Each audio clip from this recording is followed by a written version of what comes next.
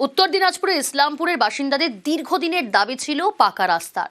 স্বাধীনতার পর প্রথম পাকা রাস্তা এবং 3টি রাস্তা পাকা করা হলো। চঞ্চল রয়েছে আমার সঙ্গে। চঞ্চল, কি বলছেন স্থানীয় বাসিন্দারা? স্বাধীনতার পর প্রথম পাকা রাস্তা।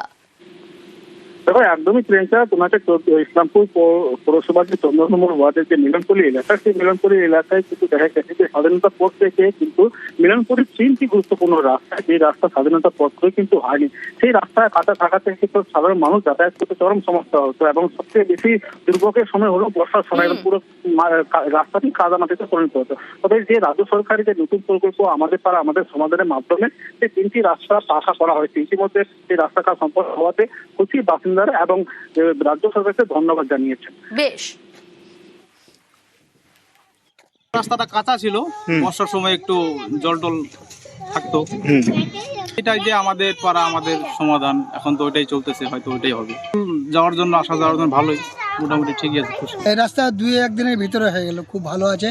আগে তো আমরা জলে ডুবেছিলাম, একদম মানে জল নিয়ে টানাটানি ছিলাম। এখন রাস্তাটা বানিয়ে দিল বিক্রম দা, আমরা খুব খুশি, খুব ভালো।